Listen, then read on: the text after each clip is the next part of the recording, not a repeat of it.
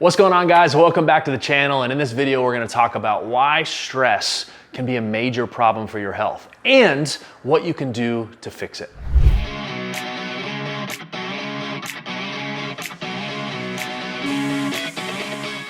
So as we dive into why stress has such an effect on your health, there's two things I want to do. First, I want to give you the actual effects of medically and fat loss wise, or muscle gain, your body composition, how stress affects those things. And then once you understand that, I want to actually practically break down what you can do nutritionally and workout wise to actually begin to decrease those stress levels so you can feel better, you can perform better, and you can get the results that you want in your body and in your health.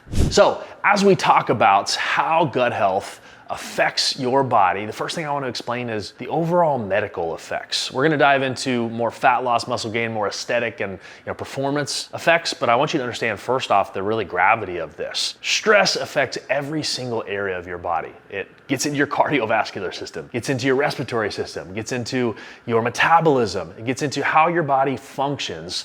If you're really stressed, that cortisol hormone starts to make its way and wreak havoc on everything. I look at hormones overall, not just cortisol, as kind of like the women's brain. If you look at a man's brain, and this is not a negative or positive, there's gifts to both sides. A man's brain is almost like, I'm gonna pull this box out and think about this thing at one time, I put it back. I'm gonna pull this box out, and it's like, we can compartmentalize really well. Females have this really good, and I say this from, I grew up with 4 women in my house. Females do a really good job of like figuring out how these things collaborate together. And they'll remember things, this thing related to this. And guys are just more compartmentalized. Females kind of tapestry, weave it together. Hormones are kind of the same thing. Is if you mess with one hormone, it like unravels a strain that affects everything else. If my testosterone goes up, my estrogen comes up to match it. If my cortisol goes up, my metabolism goes down to follow. Like there's so many chain reaction effects that happen when your hormones are changed. And stress is a hormone called cortisol. And so if that cortisol hormone is going up and down, or you're getting stressed or less stressed, it's affecting every other area and it's pulling on these strings, specifically hormone wise. Some examples of really this effect that cortisol can have on your overall health is mental health issues, could be cardiovascular issues, could be eating disorders. We see this so often with people that come to us that have eating disorders. Is it's really driven by stress. It was some sort of traumatic or stressful situation that they're using food to cope with this. And there's so many other examples. It could be addiction to other things as well. It could be addiction to alcohol or drug usage or some other thing that you're attaching yourself to. Most of those are triggered by some sort of stressful event. And so overall, if we're wanting to be around for a long time, if we're wanting to be healthy, if you want to feel good, if you want to perform good, it starts with us cultivating a healthy environment for our body. And a big part of that is your stress levels. If you can decrease your cortisol stress, overall, you're going to be more healthy. The second piece to this is if you want to actually look better and have a more aesthetically pleasing body, it's more muscle, more fat. Cortisol is a huge piece to this. This is something we found with a lot of our clients, and me specifically too, is if you have really high cortisol levels, it can be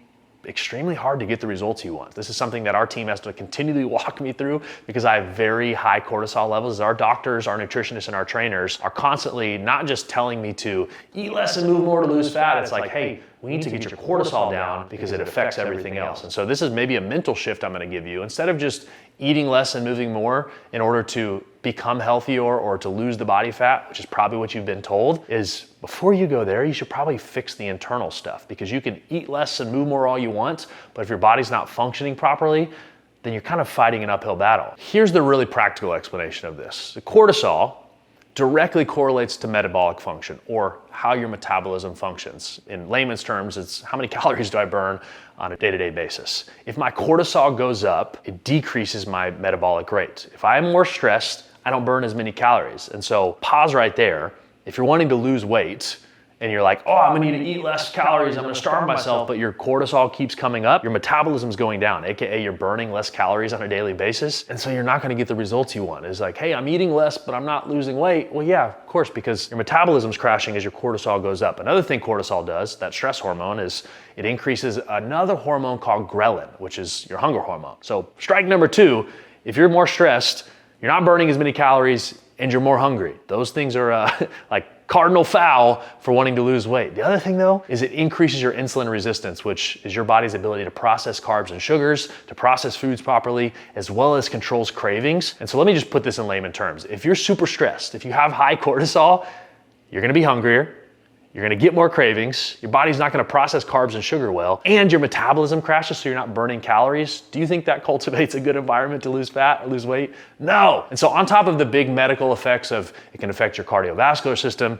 it can affect your mental health, it can affect every area of your body, health and longevity wise and disease prevention, it also affects your body's ability to lose body fat and gain muscle. And if you're like me and you're like, I don't wanna just look like a slob, I wanna feel good and perform good, I wanna be the best version of me, cortisol will totally wreak havoc on your body's ability to do that. I don't want to be having cravings for sweets all the time. I don't want to be not burning calories like I should be and having to starve myself to be healthy. So if you're like me and you don't want to do that either, help yourself out. Give yourself a break by focusing on that stress hormone a little bit so that you're not fighting an uphill battle.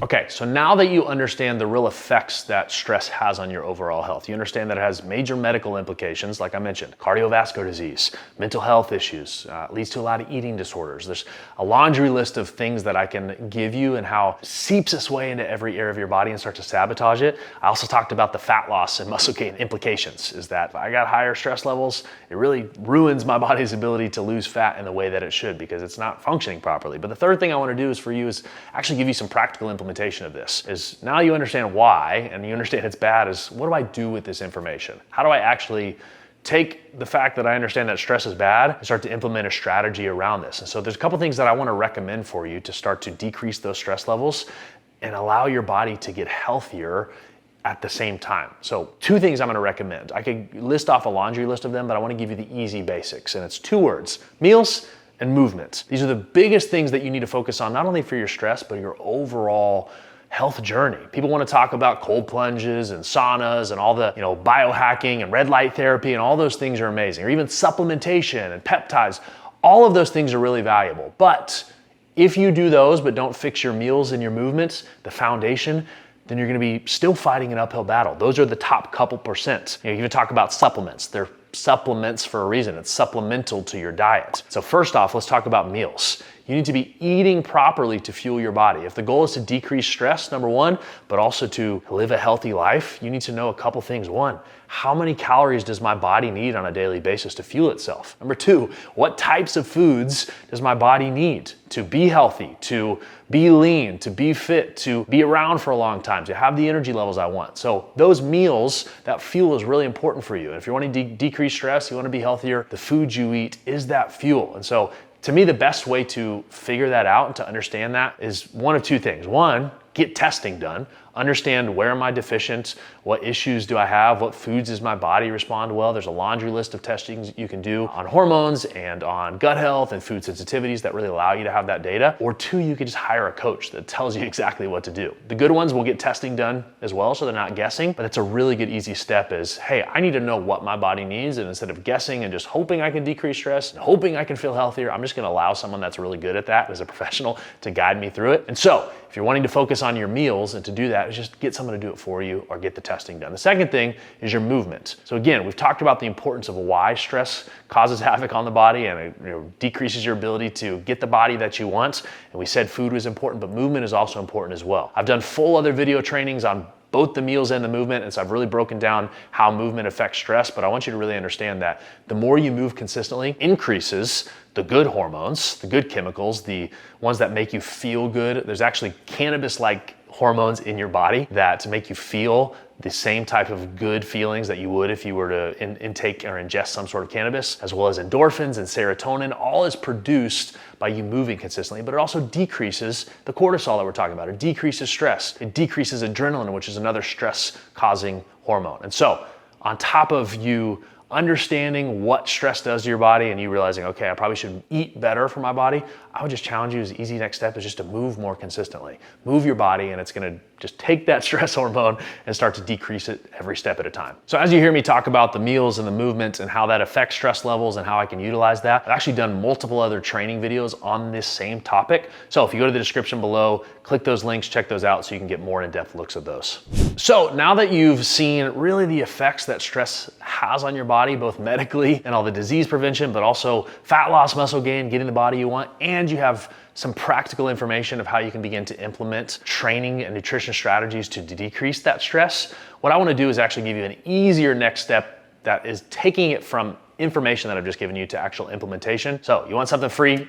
I'd love to just give you a next step. There's a free ebook that I've put in the description below. There's a link that if you'll click it, it'll tell you exactly how to set up your workouts for your body, exactly how to set up your nutrition for your body, and how to get the testing done that I mentioned so that not only you can decrease the stress levels that we're talking about, but also you can get shredded, you can feel really good, you can perform your best. So if you'd like a free resource, check that out. Thank you so much for tuning into this video today. I'll catch you on the next one. Bye.